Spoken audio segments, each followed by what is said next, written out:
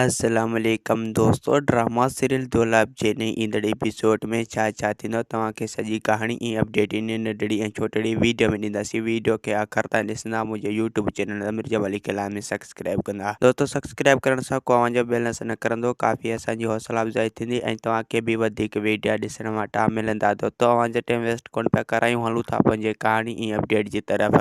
दोस्तों हाणे तव्हां ॾिसंदो त रेज़न ऐं ककर वारा रिथ शाहनवाज़ मथां ज़ोर रखंदा ऐं उनखे चवंदा त तूं छोकिरी असांजे हवाले कर। ऐं पोइ रिथ शाहनवाज़ लटाए वेंदो। रिथ शाहनवाज़ चवंदो त जेसीं ताईं मां छोकिरी खे राज़ी नथो कयां, जेसीं ताईं मां उनखे तव्हांजे हवाले नथो करे सघां, यानी मां छोकिरी सां ज़बरदस्ती नथो करे सघां। उनजे करे हाली फ़िलहाल तव्हांखे 2-3 ॾींहं माठ में रहणो पवंदो।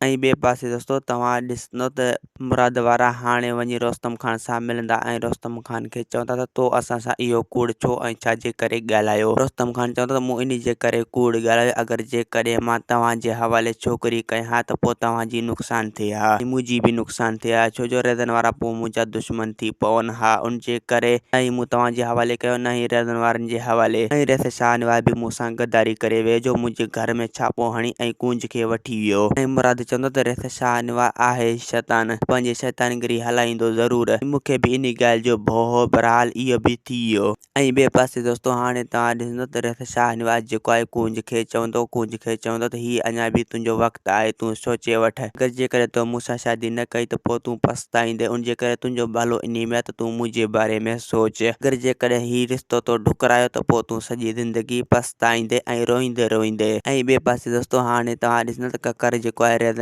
खे चवंदो त रिथ शाहनवाज़ जो अधी जे पोयां कहिड़ो मक़सदु आहे। ऐं रेज़न चवंदो त रिथ शाहनवाज़ कुंज सां शादी करणु पियो चाहे, उनजे करे हू कुंज खे रखे वेठो आहे पंहिंजी हवेली में। बहरहाल असांजो कॾहिं बि ख़्वाबु पूरो करणु न ॾींदासीं। दोस्तों असांखे ॾींदा इजाज़त, वरी तव्हां सां मिलंदासीं के नई ईंदड़ वीडियो में। जेसीं ताईं पंहिंजो ख़्यालु रखंदा। ख़ुदा हाफ़िज़।